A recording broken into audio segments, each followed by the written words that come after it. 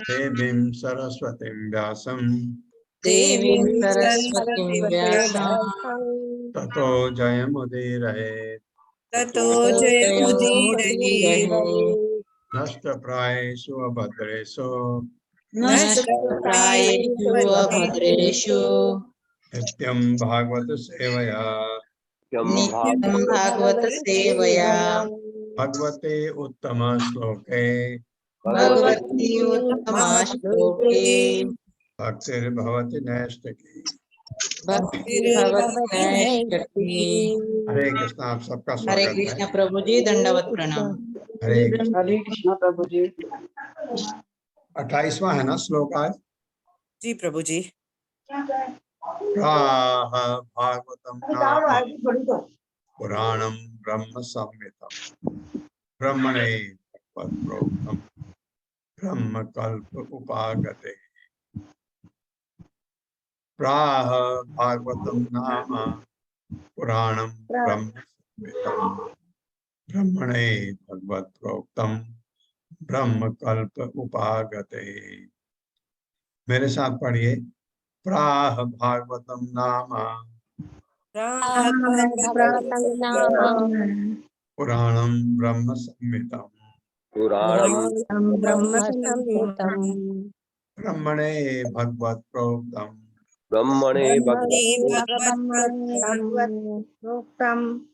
ब्रह्म कल्प उपागते।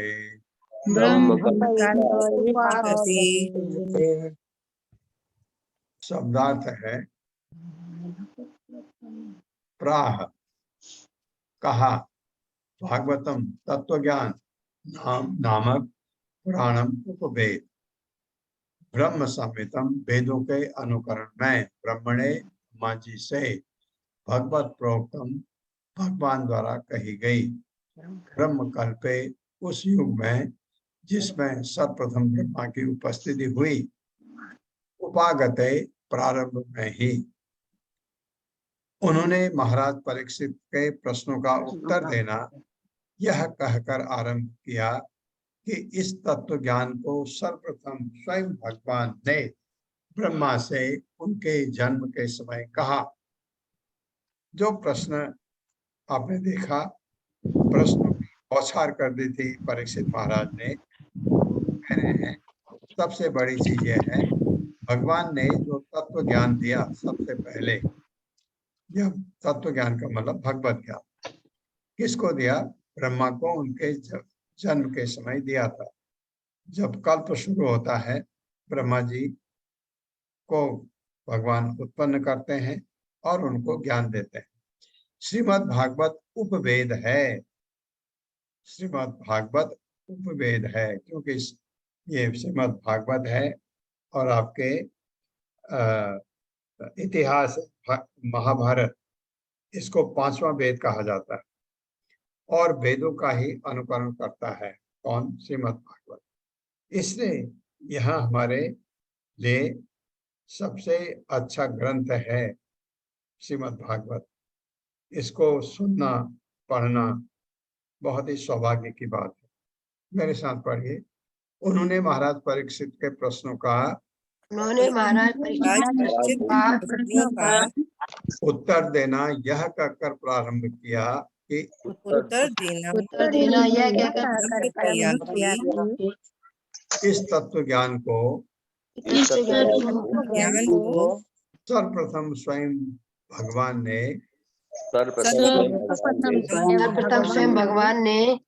ब्रह्मा से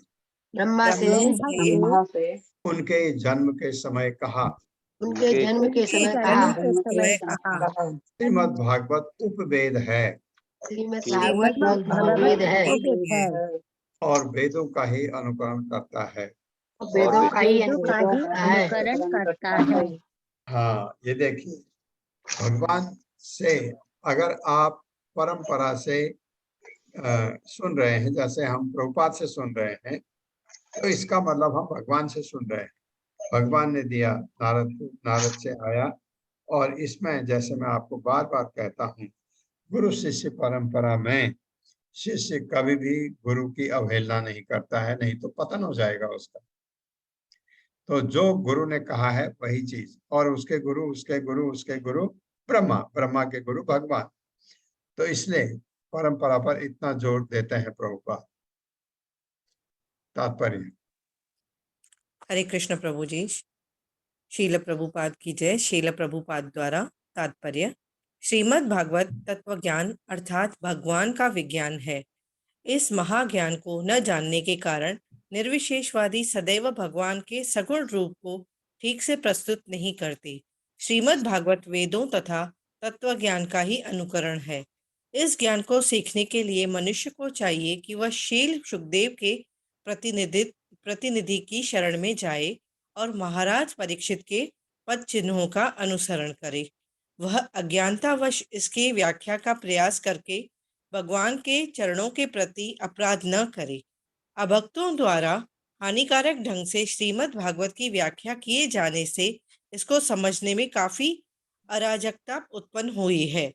जिज्ञासु को चाहिए कि यदि वह तत्व ज्ञान जानने का इच्छुक हो तो वह इस ढंग से सतर्क रहे। हरे कृष्ण प्रभु जी। भक्तों द्वारा हानिकारक ढंग से श्रीमद् भागवत की व्याख्या किए जाने से इसको समझने में काफी अराजकता उत्पन्न हुई है। लोगों ने गलत गलत कमेंट भी देना बिना समझे हुए। तो इसलिए अगर आप इस तत्व ज्ञान को समझना चाहते हैं जो भागवत में दिया गया है, तो इसको जैसे बताया गया है वैसे ही सीखिए। पहला स्कंद, दूसरा स्कंद, तीसरा स्कंद, चौथा स्कंद, आखिरी में 12वां स्कंद, इस ढंग से। यत् यत् परीक्षिषवः पांडूनाम अनुपृच्छति आनुपूर्वेण तत्सर्वम् आख्यातम् उपचक्रमे। यत् यत् परीक्षित ऋषभः पांडूनाम अनुपृच्छति आनुपूर्वेण तत्सर्वम् आख्यातम् उपचक्रमे। मेरे साथ पढ़िए। यद् यद् परीक्षित ऋषभः परीक्षित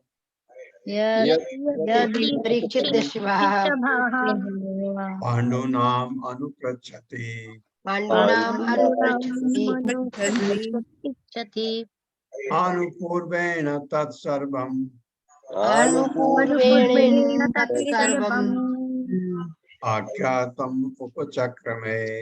आख्यातुम् उपचक्रमे। शब्दार्थ है यत् यत् जो जो, परीक्षित राजा, ऋषभः श्रेष्ठ, पांडुनाम पांडुवंश में, अनुपृच्छति पूछे जाते, आनुपूर्वेण आदि से अंत तक, तत् वह सब, सर्वम पूर्णतः, आख्यातुम वर्णन करने के लिए उपचक्र में अपने आप को तैयार किया। उन्होंने अपने आप को, किसने? सुखदेव गोस्वामी ने अपने आप को राजा परीक्षित द्वारा जो कुछ पूछा गया उसका उत्तर देने के लिए तैयार किया। महाराज परीक्षित पांडुवंश में सर्वश्रेष्ठ थे, अतः वे उचित व्यक्ति से उचित प्रश्न पूछने में समर्थ हुए। मेरे साथ पढ़िए। उन्होंने अपने आप को राजा परीक्षित द्वारा जो कुछ पूछा गया था उसका उत्तर देने के लिए तैयार किया। महाराज परीक्षित पांडुवंश में सर्वश्रेष्ठ थे, अतः वे उचित व्यक्ति से उचित प्रश्न पूछने में समर्थ हुए।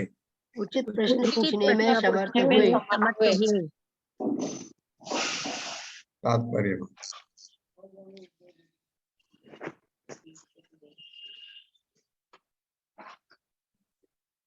हरे कृष्ण। हरे कृष्ण। अत्रि मोदक माता जी। हरे कृष्ण। महाराज तात्पर्य श्रील प्रभुपाद की जय। श्रील प्रभुपाद के द्वारा महाराज परीक्षित ने बातों को यथारूप में जानने के लिए अनेक प्रश्न पूछे। जिनमें से कुछ अत्यंत गुरुत्वपूर्ण थे, किंतु गुरु के लिए आवश्यक नहीं कि वो उसे क्रम में उत्तर दे जिस क्रम में शिष्य प्रश्न पूछे। किंतु सुखदेव गोस्वामी ने अनुभवी शिक्षक होने के नाते सभी प्रश्नों का उत्तर क्रमबद्ध रीति से दिया, जिस रूप में उन्हें ये शिष्य परंपरा से प्राप्त हुए थे। उन्होंने सभी प्रश्नों के उत्तर दिए, किसी को छोड़ा नहीं। इस प्रकार श्रीमद् भागवत के द्वितीय स्कंद के अंतर्गत राजा परीक्षित द्वारा पूछे गए प्रश्न नामक अष्टम अध्याय के भक्ति वेदांत तात्पर्य पूर्ण हुए। हरे कृष्ण। हरे कृष्ण। हरे कृष्ण माता जी। सभी प्रश्नों का उत्तर क्रमबद्ध रूप से दिया। कैसे? जैसे परंपरा से उन्होंने लिया था वैसे। तो अब हम 9वें अध्याय में प्रवेश करते हैं। दूसरे स्कंद में 10 अध्याय है मेरे ख्याल से। 9वां अध्याय में 4 श्लोकी है। तो 9वां अध्याय को बहुत ध्यान से सुनिएगा। ये 5 श्लोक पढ़ेंगे हम। कोई है जिसने याद किए हैं ये श्लोक आप लोगों में? नहीं तो अभी मेरे से सुनिए। ओम नमो भगवते वासुदेवाय। ओम नमो वासुदेवाय। जन्माद्यस्य यतो अन्वयात्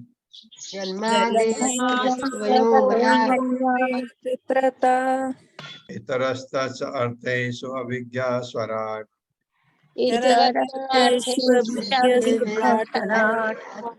तेने ब्रह्म हृदय आदि कवये ब्रह्म हृदय आदि कवये मुह्यन्ते यत् सूर्यः तेजो वारिमृदां यथा विनिमयो तेजो वारिमृदां यथा विनिमयो यत् त्रिसर्गो अमृषा यत्र त्रिसर्गो अमृषा धाम्ना स्वेन सदा निरस्तकुहकम्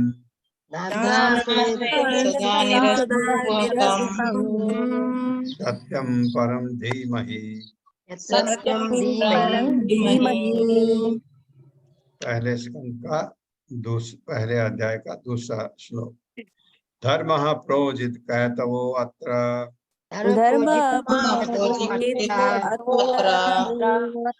परमो निर्मत्सराणां सताम्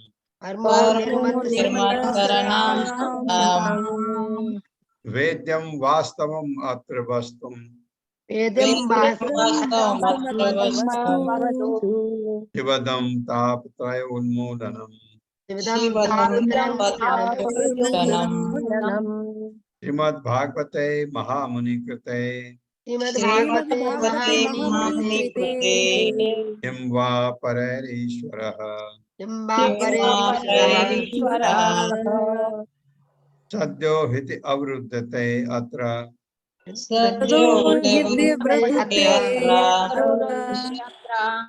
पृथिवीः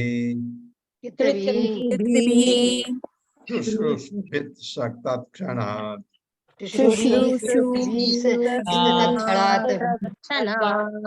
तीसरा श्लोक पहले स्कंद के पहले अध्याय का। निगम कल्प तरोर गलितम फलम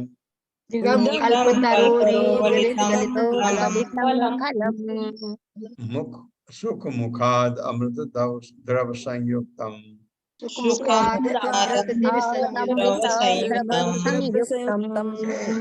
पिबद भागवतम रसमालयम मुहुर्हो रसिका भुवि भावुका।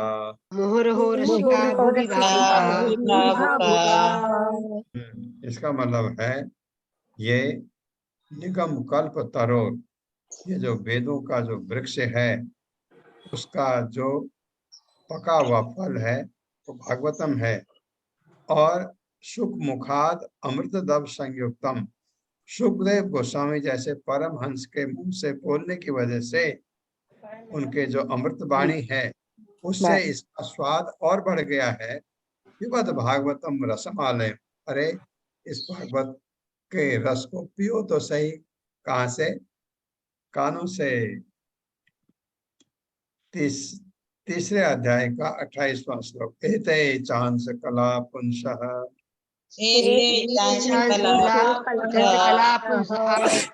कृष्ण तो भगवान स्वयं भगवान स्वयं इंद्रारि व्याकुलं लोकम मृडयन्ति युगे युगे युगे जन्म गुह्यं भगवतो जन्म भगवतो य एतत् प्रियतो नरः यते वो नरः सायं प्रातर्गणं भक्त्या दुःखग्रामाद् विमुच्यते।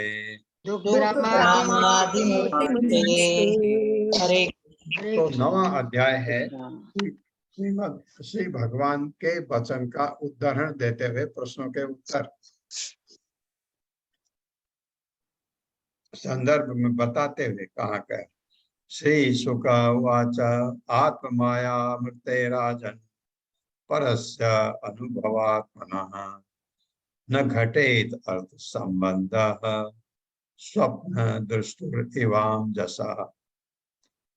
श्री शुक उवाच आत्ममाया अमृते राजन् परस्य अनुभवात्मनः न घटेत अर्थ संबंधः स्वप्न दृष्टुर इवांजसा। मेरे साथ पढ़िए। श्री शुक उवाच आत्मायामृते राजन् परस्य अनुभवात्मनः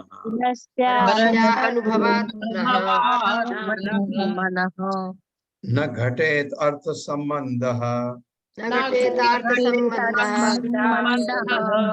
स्वप्न दृष्टुर इवांजसा। शब्दार्थ है श्री शुक उवाच। श्री सुखदेव गोस्वामी ने कहा आत्म भगवान माया शक्ति ऋते बिना राजन हे राजा परस्य शुद्ध आत्मा का अनुभव आत्मना विशुद्ध रूप से चेतन का न कभी नहीं घटित इस प्रकार घटित होता है। अर्थ अभिप्राय संबंध भौतिक शरीर के साथ संबंध स्वप्न सपना दृष्ट देखने वाले का इव सदृश अंजसा पूर्णतः। श्री सुखदेव गोस्वामी ने कहा हे राजन जब तक मनुष्य पूर्ण पुरुषोत्तम भगवान की शक्ति से प्रभावित नहीं होता। इतनी बड़ी बात है। हे राजन जब तक मनुष्य पूर्ण पुरुषोत्तम भगवान की शक्ति से प्रभावित नहीं होता। क्या है ये? श्रद्धा। तब तक भौतिक शरीर के साथ शुद्ध चेतना में शुद्ध आत्मा के संबंध कोई अर्थ नहीं होता। के संबंध का कोई अर्थ नहीं होता। ऐसा संबंध स्वप्न देखने वाले द्वारा अपने ही शरीर को कार्य करते हुए देखने के समान है। स्वप्न में देखते हैं ना, कार्य कर रहे हो, उसके समान है। जब तक आपके भगवान की शक्ति से आप प्रभावित न हों, मतलब भगवान की तरफ आपकी आस्था ना, जब भगवान की तरफ आस्था ही नहीं है, श्रद्धा ही नहीं है, तो ये सब ढकोसला करने का कोई जरूरत नहीं, उसका कोई फल ही नहीं मिलता। वो कैसा है? जैसे स्वप्न में हम कुछ करते हैं, वो वास्तविक नहीं होता। ये मतलब मेरे साथ पढ़िए। श्री सुखदेव गोस्वामी ने कहा श्री सुखदेव गोस्वामी जी ने कहा हे राजन जब तक मनुष्य पूर्ण पुरुषोत्तम भगवान की शक्ति से प्रभावित नहीं होता, भगवान की शक्ति से प्रभावित नहीं होता, तब तक भौतिक शरीर के साथ शुद्ध चेतना में शुद्ध आत्मा के संबंध का शुद्ध आत्मा आत्मा आत्मा के के संबंध का कोई अर्थ नहीं होता। कोई अर्थ नहीं कोई होता। अर्थ नहीं होता। नहीं होता। मैं कहा मिस हुआ है। ऐसा संबंध स्वप्न देखने वाले द्वारा ऐसा ऐसा संबंध स्वप्न देखने वाले के द्वारा अपने ही शरीर को कार्य करते हुए देखने के समान है। अपने शरीर के अपने ही शरीर को कार्य अपने करते शरीर को हुए कार्य देखने करते के हुए देखने के समान समान है। है। ये प्राइमरी चीज है। मूल चीज ये है कि आपकी श्रद्धा, सबसे पहली कंडीशन है श्रद्धा, भगवान पर श्रद्धा। और आपको लगा अरे भगवान तो इतने महान है, ये समझ आना चाहिए। क्यों आना चाहिए? क्यों है महान? ये तो दिमाग कहेगा ना, आपकी बुद्धि कहेगी भगवान महान क्यों है। भगवान ने इस भौतिक जगत की सृष्टि की है। भगवान ने सूर्य, चंद्रमा सबको अपने अपने ऑर्बिट पर रखा है। जितने भी आपके स्टार हैं सब अपने अपने ऑर्बिट में घूम रहे हैं। पृथ्वी घूम रही है। सब कहीं कोई गलती देखी आपने? बिल्कुल नहीं। इतने महान है भगवान। और फिर भगवान के यहाँ आते हैं इस भौतिक जगत में हम लोगों की भलाई के लिए, और बड़े बड़े करामात करते हैं। इतना बलशाली रावण को आप मारते हैं लंका में जाकर के। भगवान छोटे बालक गोदी में लिए हुए पूतना को मारते हैं। कितने मील लंबी थी पूतना राक्षसनी। भगवान 7 वर्ष के उम्र में गोवर्धन पर्वत को अपने हाथ में ले लेते हैं, वो भी 7 दिन के लिए। क्योंकि इंद्र को समझ ही नहीं आया, गुस्सा हो गया कि मेरी पूजा की जगह ये पर्वत की पूजा कर रहे हैं, गोवर्धन की पूजा की ना। 7 साल के बच्चे ने माँ बाप को मना लिया कि आप इंद्र की पूजा मत करो, उससे अच्छा तो आप गोवर्धन की पूजा करो। गोवर्धन से आपको बहुत फायदा है। आपके गाय बछड़ियां वहां चरने जाती हैं घास, और आपको उससे फायदा है। गोवर्धन पर्वत उठा दिया अपने हाथ में गोवर्धन पर्वत। 7 साल का बच्चा, ऐसा हो सकता है कभी?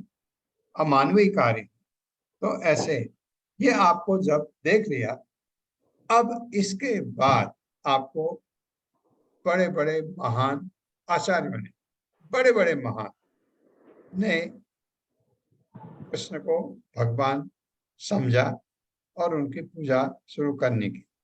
अब आप क्या नारद को इतने महान भक्त थे, नारद के शिष्य वेदव्यास भगवान के अवतार थे, इन पर विश्वास हुआ या नहीं? सुखदेव गोस्वामी, इन पर विश्वास है या नहीं? ये जब एक बार आपको समझ आ गया कि ये वही कह रहे हैं जो भगवान चाहते, क्योंकि भगवान के प्रतिनिधि हैं वो। गुरु जो है भगवान का प्रतिनिधि होता है, क्योंकि वो परंपरा से आता है। तो ये जो कह रहे हैं ये गलत तो हो ही नहीं सकता। और अगर साइंस क्या कहती है, बिल्कुल त्याग दीजिए, साइंस को पता ही नहीं है। अभी तक कोशिश कर रहे हैं, कोई बात नहीं, वो अपना काम कर रहे हैं। भौतिक काम है, भौतिक काम है। हाँ, पृथ्वी इसके तरफ घूमती है, ये इसके तरफ घूमती है, ये इसके चारों तरफ घूमती है। सूर्य ऐसे जाता वैसा जाता है, क्या उससे क्या मतलब है? आपका सूर्य पूरब से उदय होता है, पश्चिम से अस्त होता है, और जो दूसरी तरफ है पृथ्वी के, उसको वहां पूरब होगा, उधर पश्चिम होगा उनके लिए। तो ये समझने की बात है। भगवान ने इतना दिया हम लोगों के लिए। सूर्य को भगवान ने रखा, हमको प्रकाश मिले, क्योंकि बिना प्रकाश के तो जीवन अंधेरा है। इसी तरह से बिना ज्ञान के जीवन अधूरा है। ज्ञान, भगवान को आपने याद किया, आपका अज्ञान हट जाता है, ज्ञान प्राप्त होता है। ये जो आप भागवतम पढ़ते हैं, भगवत गीता पढ़ते हैं, आपने देखा होगा, आपको पहले नहीं पता था इतना, वास्तविक चीजें पता लगी, क्योंकि भगवान बोल रहे थे। कहाँ? भगवत गीता में अर्जुन को। यहाँ वेदव्यास इतने महान ऋषि थे, भगवान के शक्तिवेश अवतार थे। एक किसी काम के लिए भगवान शक्ति देते हैं, तो वेदव्यास को शक्ति दी ग्रंथ लिखने के लिए। क्यों लिखे ग्रंथ? हम लोगों के लिए। भगवान हमारा भला चाहते हैं। आप ये पूछते हैं कि भगवान अगर भला चाहते तो इस भौतिक जगत में हमको पैदा क्यों किया? भगवान ने नहीं किया। ये हमारी हम जो यहाँ हैं अभी मनुष्य योनि में, पिछले जन्म में हम क्या थे हमको नहीं पता। 84 लाख में कहीं होंगे हम, या पिछले जन्म में मनुष्य योनि में भी हो सकते थे, अगर आपके कर्म अच्छे रहे होंगे तो कर्मों के हिसाब से आपको जन्म मिलता है, शरीर मिलता है, आपका सौंदर्य मिलता है। आप देखते हैं ना, कुछ लोग बहुत ही सुंदर दिखते हैं, कुछ बहुत ठीक ठीक दिखते हैं, कुछ कम सुंदर दिखते हैं, कुछ बहुत विरूप दिखते हैं। ये आपके कर्म के हिसाब से मिलता है आपको। शरीर, बुद्धि, मन, सब कुछ आपको आपके कर्म के हिसाब से मिलता है। ये आपको समझ आ गया, भगवान पर आस्था हो गई, तो श्रद्धा सबसे बड़ी चीज है। इससे जो बताया गया, श्रद्धा, उसके बाद साधु संग, भजन क्रिया, अनर्थ निवृत्ति, फिर गंदगी हटती है। जब भजन क्रिया होती है, भगवान पर आस्था बढ़ती है, तो गंदगी हृदय की हटती है। गंदगी क्या है? काम, क्रोध, लोभ, मोह, मद, मत्सर्य, ये सब निकलेगा। अब फिर आप आगे बढ़ते हैं, फिर आपकी निष्ठा होती है, निष्ठा से फिर आप आसक्ति होती है, आसक्ति से फिर भाव आता है अपना, फिर आप में रुचि होती है भगवान के प्रति, और फिर आपको भगवान का प्रेम मिलता है आखिरी में, नमः। ये तो पहली कंडीशन है श्रद्धा। तो उन्होंने बोला अगर श्रद्धा नहीं है तो आप कोई सुन रहे हैं, ये ऐसा काम है, भक्ति कर भी रहे हैं, तो वो कैसा काम है? जैसे कि सपने में आप कोई काम कर रहे हैं। तो ये तात्पर्य होता है। हरे कृष्णा। हरे कृष्णा अशोक प्रभु जी। हरे कृष्ण प्रभु जी, हरे कृष्ण माता जी। शील प्रभुपाद जी की जय। शील प्रभुपाद जी द्वारा तात्पर्य। महाराज परीक्षित के इस प्रश्न का कि भौतिक देह तथा मन से पृथक होते हुए भी जीवात्मा ने किस प्रकार भौतिक जीवन प्रारंभ किया, यहाँ पर सही सही उत्तर दिया गया है। आत्मा जीवन के भौतिक बोध से पृथक है, किंतु भगवान की बहिरंगा शक्ति, जिसे आत्म माया कहते हैं, उसके द्वारा प्रभावित होने से वो ऐसे भौतिक बोध में लीन रहता है। इसकी व्याख्या प्रथम अध्याय में व्यास देव द्वारा भगवान के साक्षात्कार तथा उनकी बहिरंगा शक्ति के प्रसंग में पहले की जा चुकी है। बहिरंगा शक्ति का नियंत्रण भगवान द्वारा होता है और जीवात्माएं भगवान की इच्छा द्वारा इस बहिरंगा शक्ति से नियंत्रित होती हैं। अतः अपनी शुद्ध अवस्था में यद्यप जीवात्मा नितांत चेत रहता है, किंतु भगवान की बहिरंगा शक्ति द्वारा प्रभावित होने से वो भगवान की इच्छा के अधीन रहता है। भगवत गीता 15वें अध्याय के 15वें श्लोक में भी इस तथ्य की पुष्टि की गई है। भगवान प्रत्येक जीवात्मा के हृदय में स्थित है और जीवात्मा की सारी चेतना तथा द्वारा प्रभावित है। अब जो दूसरा प्रश्न उठता है वो ये है कि भगवान जीवात्मा की चेतना तथा विस्मृत को इस प्रकार क्यों प्रभावित करते हैं? इसका उत्तर ये है, भगवान की ये इच्छा है कि प्रत्येक जीवात्मा भगवान के अंश रूप शुद्ध चेतना में रहे, वो भगवान की प्रेमा भक्ति में लगा रहे, क्योंकि वो स्वभावतः इसीलिए बना है। किंतु जीवात्मा अंशतः स्वतंत्र भी है, अतः वो भगवान की सेवा करना नहीं भी चाह सकता और भगवान की ही तरह स्वतंत्र रहने का प्रयास कर सकता है। समस्त अभक्त जीवात्माएं भगवान के ही समान शक्तिमान बनना चाहती हैं, यद्यप वे इस योग्य नहीं है। भगवान की इच्छा से वे मोहग्रस्त रहती हैं, क्योंकि वे उनके समान बनना चाहते हैं। जैसे कोई व्यक्ति आवश्यक पात्रता के बिना राजा बनना चाहे, उसी प्रकार जीवात्मा स्वयं भगवान बनना चाहता है, तो वो स्वप्नावस्था को प्राप्त होता है, जिसमें वो अपने को राजा मानता है। अतः जीवात्मा की पहली पापपूर्ण इच्छा कि वो भगवान बन जाए, फलस्वरूप भगवान की इच्छा होती है। कि जीवात्मा अपने वास्तविक स्वयं को भूलकर स्वप्न लोक में विचरण करने लगे, जहाँ वो अपने आप को भगवान के तुल्य माने। बालक अपनी माता से चांद लाने के लिए हट करता है और माता उसका रोना बंद कराने के लिए उसे दर्पण दे देती है, जिससे वो चंद्रमा के प्रतिबिंब को देख सके। अतः भगवान अपने रोते बालक और भौतिक जगत रूपी प्रतिबिंब प्रदान करते हैं, जिस पर कर्मी के रूप में वो नियत अवस्थाएं स्वप्निल मोह है। इसे जानने के लिए इतिहास को खोजने की आवश्यकता नहीं कि जीवात्मा ने सबसे पहले कब ऐसी इच्छा की, किंतु वास्तविकता तो यह है कि ज्यों ही उसने ऐसी इच्छा की, वो भगवान के निर्देशन में कि माया के वशीभूत कर वशीभूत कर दिया गया। अतः भौतिक अवस्था में जीवात्मा झूठा स्वप्न देखता है कि ये मैं हूँ और ये मेरा है। बस जीव स्वप्नवश अपने भौतिक शरीर को मैं सोचता है अथवा अपने को झूठे ही भगवान मानने लगता है, और इस भौतिक शरीर से जो भी संबंधित है वो मेरा है। इस तरह मैं तथा मेरा ही भ्रांत धारणा जन्म जन्मांतर तक केवल स्वप्न में ही बनी रहती है। जब तक जीवात्मा अपने को भगवान का पराधीन अंश नहीं मानता, तब तक जन्म जन्मांतर ऐसा ही बना रहता है। हरे कृष्ण। और है प्रभु थोड़ा सा, और किंतु शुद्ध चेतना में ऐसा भ्रांत धारणा युक्त स्वप्न नहीं रहता, और जीवात्मा ये नहीं भूलता कि वो कभी भगवान नहीं बन सकता। प्रत्युत वो दिव्य प्रेममय अवस्था में उनका शाश्वत सेवक है। वीर प्रभुपाद जी की जय। हरे कृष्ण प्रभु जी। हरे कृष्ण माता हरे कृष्ण। ये अंतर है। आध्यात्मिक ज्ञान अगर हो गया तो आपको समझ आ जाता कि ये मेरे पिता है, ये मेरे माँ है, मैं इनका बाप नहीं बन सकता, मैं इनका बेटा ही रहूंगा। ये आपको घर में पता रहता है। ये मेरे पिताजी हैं और ये मेरी माँ है, ये मैं इनका बेटा हूं, मेरा काम है इनकी सेवा करना। इसी तरह से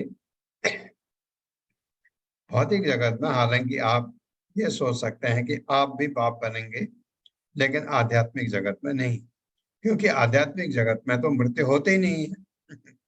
आप गए, आपको वैकुंठ मिला, इस जैसे प्रभुपाद ने बताया है इतना करो तो वैकुंठ अवश्य में मिलेगा। तो आप वैकुंठ गए, वैकुंठ में आप क्या गई, आपकी आत्मा जाती है, शरीर तो जाता नहीं। पूरे इतने 7 आवरण को पार करके आत्मा वैकुंठ जाती है। आत्मा बड़ी खुश है बहुत, क्योंकि आत्मा दिव्य है और दिव्य जगह जा रही है। वो उसका स्वभाव है। पानी जैसे गिराया आपने, पानी समुद्र में जाना चाहता है, उसका स्वभाव। तो वहां गए आप, वहां आपका जो शाश्वत संबंध है भगवान से कैसा है, वो एक स्त्री के रूप में है, एक गोपी बनने का है, या भगवान का सेवक बनने का है। उसमें आप यौवन हमेशा जवान रहेंगे, बहुत सुंदर, कोई बीमारी नहीं, कोई बुढ़ापा नहीं, कोई मृत्यु नहीं, ये रहेंगे। आपको पता है भगवान मेरे स्वामी है, मैं इनका दास हूं, मैं ही नहीं, ये सारे जितने भी है यहाँ, ये भगवान के सब सेवक है। हाँ, अब सेवक में अलग अलग तरह की सेवा होती है। ये आपको मिलता है जब आपकी स्वरूप सिद्धि होती है, तो आपको मिलता है आप भगवान के साथ रहोगे हमेशा, या आप भगवान की सुबह ये वाली सेवा करोगे। ये होते हैं ना कि सानिध्य स्वरूप, जो वहां पर आपको जो मुक्ति मिलती है, सायुज्य मुक्ति है, ये तो भक्त कभी नहीं चाहता, भगवान में लीन होना। सारूप्य, भगवान का जैसा रूप मिले, सालोक्य, भगवान का लोक मिले, जहां भगवान रहते हैं वहीं। शास्त्री, भगवान का जैसा ऐश्वर्य मिले। और एक और है भगवान का आप बनते हैं क्या कहते हैं, सानिध्य, भगवान के साथ में रहने का। इतने तरह के आपके मुक्ति होती है जब आप जाते हैं। तो ये लेकिन रहते हैं आप भगवान के सेवक, इसलिए वहां गड़बड़ भी नहीं होती है। यह हमारे भौतिक जगत में क्या है, आप आज कोई बहुत बड़ी पोस्ट में आ गए, बहुत चीज आपके अंडर हो गई, आपको घमंड होने लगा और फिर आप कहते हैं क्या भगवान, मैं तो मेहनत करके आया हूं। तो ये चीज आप में आने लगती है, अहंकार, माया, अप्रत ज्ञान। तो भगवान को भूल जाते हैं, भगवान की तरफ पीठ लगा देते हैं आत्मा इन लोगों की। तो ये है। तो पहली कंडीशन है हमारे भगवान पर आस्था हो।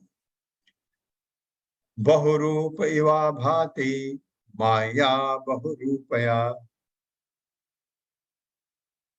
रममाणो गुणेषु अस्या मम अहम इति मन्यते। बहुरूप इवा भाति माया बहुरूपया रममाणो गुणेषु अस्या मम अहम इति मन्यते। मेरे साथ पढ़िए। बहुरूप इवा भाति माया बहुरूपया मायया बहुरूपया रममाणो गुणेषु अस्या रसमाणो गुणेषु वश्या मम अहम इति मन्यते। मम अहम् इति शब्दार्थ है बहुरूपः, विविध रूप वाली, इव मानव अभाति प्रकट होती है माया बहिरंगा शक्ति के प्रभाव में। बहुरूपया विविध रूपों में रममाणः मानो रमण भोग कर रहा हो, गुणेषु विभिन्न गुणों में, अस्या बहिरंगा शक्ति का, मम मेरा, अहम मैं, इति इस प्रकार मन्यते सोचता है। मोहग्रस्त जीवात्मा भगवान की बहिरंगा शक्ति के द्वारा प्रदत्त अनेक रूप धारण करता है। जब बद्ध जीवात्मा भौतिक प्रकृति के गुणों में रम जाता है तो वह भूल से सोचने लगता है कि यह मैं हूं, यह मेरा है। ये बीमारी है। मेरे साथ पढ़िए। मोहग्रस्त जीवात्मा जीवात्मा भगवान की बहिरंगा शक्ति के द्वारा भगवान की बहिरंगा शक्ति के द्वारा प्रदत्त प्रदत्त अनेक रूप धारण करता है। अनेक रूप धारण करता है। जब बद्ध जीवात्मा जब बद्ध जीवात्मा भौतिक प्रकृति के गुणों में रम जाता है तो वह भूल से सोचने लगता है कि यह मैं हूँ और यह मेरा है। तात्पर्य माता जी। हरे कृष्णा। सुषमा बत्रा माता जी। हरे कृष्ण माता जी। हरे कृष्ण प्रभु जी। पढ़िए। मैं पढ़ूं। प्रभुपाद जी की जय। प्रभुपाद जी के द्वारा जीवात्माओं के विभिन्न रूप भगवान की मोहमयी बहिरंगा शक्ति द्वारा प्रदत्त विभिन्न प्रकार के वस्त्र हैं, जो जीवात्मा के द्वारा भोगे जाने वाले वांछित गुणों के अनुसार होते हैं। बहिरंगा भौतिक शक्ति 3 गुणों सतो, रजो तथा तमो गुण द्वारा प्रकट होती है। इस प्रकार प्रकृति में भी जीवात्मा के लिए चुनाव करने की स्वतंत्रता रहती है और उसके चुनाव के ही अनुसार बहिरंगा शक्ति उसे विभिन्न प्रकार के शरीर प्रदान करती है। इस तरह 9 लाख प्रकार के जल जीव, 20 लाख वनस्पति जीव, 11 लाख कीड़े मकोड़े तथा सरीसृप, 10 लाख पक्षी, 30 लाख विभिन्न जंगली पशु तथा 4 लाख मनुष्य रूप पाए जाते हैं। इस प्रकार ब्रह्मांड के समस्त लोकों में 84 लाख प्रकार के जीव योनियां पाए जाते हैं और जीवात्मा अपने भीतर विभिन्न गुणों में रमने वाले आत्मा के अनुसार अनेक देहांतरों द्वारा घूमता रहता है। यहाँ तक कि एक ही शरीर में जीवात्मा बालपन से लड़कपन और लड़कपन से युवावस्था, फिर युवा अवस्था से बुढ़ापा और बुढ़ापे से अपने कर्म के अनुसार अन्य शरीर में परिवर्तित होता है। जीवात्मा अपनी निजी इच्छा से शरीर कल्पित करता है और बहिरंगा शक्ति से उसे वह रूप प्रदान करती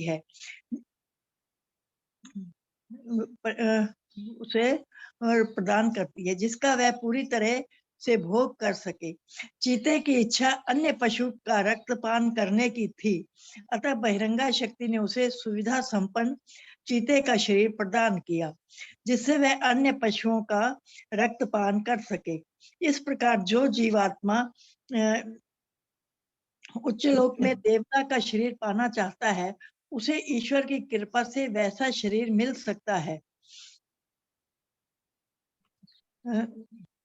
मिल सकता है, जिसे पूरी और तरह कर सके अनुसार अन्य शरीर परिवर्तित होता है। सुविधा संपन्न पशु। लास्ट आखिरी लाइन।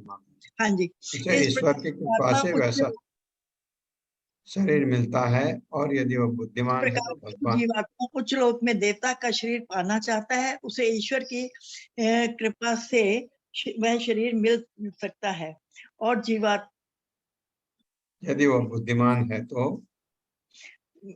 हिल गया प्रभु जी। माता जी लास्ट लाइन, यदि वह बुद्धिमान है तो भगवान के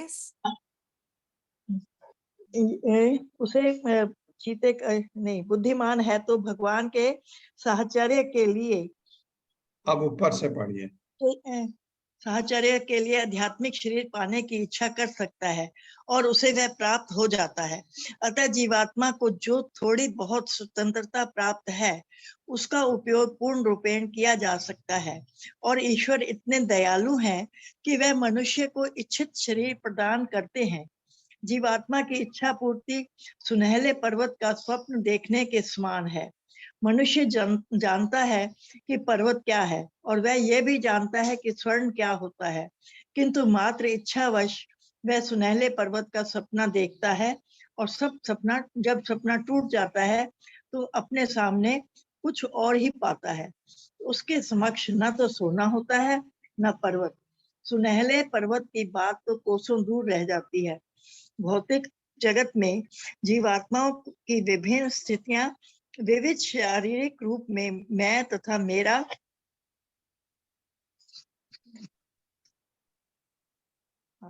भ्रांत धारणा। माता जी हिल जाता है थोड़ा सा। माता जी पैरा शुरू हुई है ना, उसकी सेकंड लाइन। हाँ कोई बात नहीं, वो हिल गया, उनका आ जाएगा। भौतिक शरीर में जीवात्माओं की विभिन्न स्थितियां विविध शारीरिक रूप में मैं तथा मेरा भ्रांत धारणाओं के कारण है। कर्मी इस जगत को मेरा रूप में सोचता है और ज्ञानी सोचता है मैं ही सब कुछ हूँ। राजनीति, समाज विज्ञान, परोपकार, परार्थवाद आदि की सारी धारणा बद्ध जीवों की इसी में मैं तथा मेरी की भ्रांत धारणा पर आधारित है, जो भौतिक जीवन के भोग की प्रबल इच्छा से जन्य है। समाजवाद, राष्ट्रवाद, पारिवारिक प्रेम आदि विभिन्न विचारधाराओं के अंतर्गत शरीर और शरीर के जन्म स्थान से आत्मा का संबंध मानना जीवात्मा द्वारा असली स्वभाव के भूल जाने के कारण है। मोहग्रस्त जीवात्मा की ये सारी भ्रांत धारणा शुकदेव गोस्वामी तथा महाराज परीक्षित की संगति करके ही दूर की जा सकती है, जैसा कि श्रीमद् भागवत में कहा गया है। हरे कहा कृष्ण। गया है, ये हमारी जो सोच है, ये मैं हूँ, ये मेरा है, ये हमारी विस्मृति है। हमारा तो है ही नहीं। आप हरे कृष्ण प्रभु जी। इतना, हरे हाँ। कृष्ण, ये हम ऐसा सोचते हैं ये मेरा है और इसका मालिक मैं हूँ, और ये चीज हमारी जो सोच होती है, ये हमारी एक्चुअली हमारी हम क्या है, विस्मृति है। हम भूल गए हैं कि हमारा कुछ है ही नहीं, ये सब भगवान का है, और भगवान की सेवा के लिए इसका यूज होना चाहिए। ये है असली सोच, आध्यात्मिक सोच। तो जैसा हम सोचते हैं कर्म के हिसाब से। हमने सोचा, जैसे अभी पढ़ा था माता जी ने, चीते ने सोचा कभी, अरे तो इनका खून पीना चाहिए, भगवान ने उसको चीता बना दिया खून पीने के लिए। और लेकिन अगर कर्म ऐसे नहीं है चीता बनने का, तो फिर वो कुछ और बनेगा, बिल्ली बनेगा। बिल्ली भी चूहे का खून पीती है, तो ऐसा कुछ बनेगा कर्मों के हिसाब से। हमारी इच्छाएं तो हैं ऐसा बनूं कि मैं राजा बनूं, राजा बनने के, लेकिन कर्म राजा बनने के लायक नहीं है, तो इच्छा है। तो वो बिल्लियों का मैं लीडर बन जाएगा, कुत्तों का लीडर बन जाएगा, राजा हो गया उनके बीच में, इस टाइप का। तो इस टाइप से मिलता है कर्मों के हिसाब से। एक्चुअली इसमें हम कहते हैं, लिखा भी रहता है, हम कहते भी हैं कि भगवान जो चाहे कर सकते हैं। भगवान भौतिक जगत में ज्यादा इंटरफेयर नहीं करते हैं। कानून बन गए, बस कानून का पालन करो। अगर आपने खराब कर्म किए हैं तो आप सोचे भगवान से आपको बहुत अच्छे फल मिलेंगे, वो सवाल ही नहीं उठता। अगर मैं किसी को काट के खा रहा हूं, जैसे खाते हैं ना मीट खाने वाले, मांसाहार वाले, और दूसरे जन्म में मैं राजा बनूं, कैसे हो सकता है? किसी का इतना महान पाप, किसी के शरीर को, किसी को मार करके उसके शरीर के मांस को नोचना, ये कर्म है मेरे, और मैं सोच रहा हूं कि अगले जन्म में मैं ऐसा बन जाऊं, कैसे स्वभाव? संभव नहीं। हाँ, अगर आप सात्विक हैं, आप सोचते हैं कि मैं ऐसा बनूं, तो भगवान आपको वो तो बनाएंगे जो आप चाहते हैं, बट आपके पूरे कर्म देख करके। तो ये सब यमराज को उन्होंने दे दिया। ये यमराज है, भगवान के प्रतिनिधि हैं। और क्या है? वो महाजन है यमराज। किससे कहते हैं महाजन? जिनको भगवान का तत्व ज्ञान पूर्ण रूप से प्राप्त है। तत्व ज्ञान जिनको प्राप्त है, उसमें आपके ब्रह्मा जी हैं, शिव जी हैं, और नारद मुनि हैं। ये नोट कर लीजिए, 12 है ना। ये 12 में राजा जनक भी आते हैं। और आपके कौन से मनु आते हैं? स्वयंभुव मनु, पहले मनु, जिनके पति देवहूति थी, वो मनु। मनु का मतलब वो मनु। मनु तो बहुत होते हैं, कौन सा मनु है? स्वयंभुव मनु, ये आते हैं।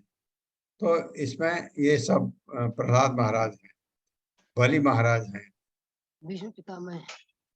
भीष्म पितामह हैं। तो ये सब 12 हैं। 12 महाजन उन्हें कहते हैं जिनको भगवान के परम भक्त होते हैं, तत्व ज्ञान होता है। तो ये आदमी गृहस्थ में भी हो सकता है। राजा जनक तो गृहस्थ थे, बहुत ज्ञानी थे, और हमेशा भगवान के भक्त रहे, वो बहुत अच्छे। तो इसमें इसमें मैं मेरा वाला जो सोच है, वो जब आप भागवतम पूरा पढ़ लोगे, आपका मैं मेरा वाला जो ध्यान है ये खत्म हो जाएगा कि मैं कुछ हूं ही नहीं। तीसरा श्लोक का कितना है? भावार्थ लंबा है, चलो तीसरा श्लोक बाद में करेंगे। ओम अज्ञानतिमिरान्धस्य ज्ञानाञ्जनशलाकया चक्षुरुन्मिलितं तस्मै श्रीगुरुवे नमः। नमः विष्णुपादाय कृष्णप्रेष्ठाय भूतले श्रीमते भक्तिवेदांत स्वामिनिति नामिने। नमस्ते सारस्वती देवे गौरवाणी प्रचारिणे निर्विशेष शून्यवादी पाश्चात्य देशतारिणे। जय हो श्री कृष्ण चैतन्य प्रभु नित्यानंद श्री अद्वैत गदाधर शिवासादि गौर भक्त। हरे कृष्णा कृष्ण कृष्णा हरे हरे, हरे राम राम राम हरे हरे। हरे कृष्णा। सुधीर प्रभु, हरे कृष्णा। अनम्यूट करिए प्रभु।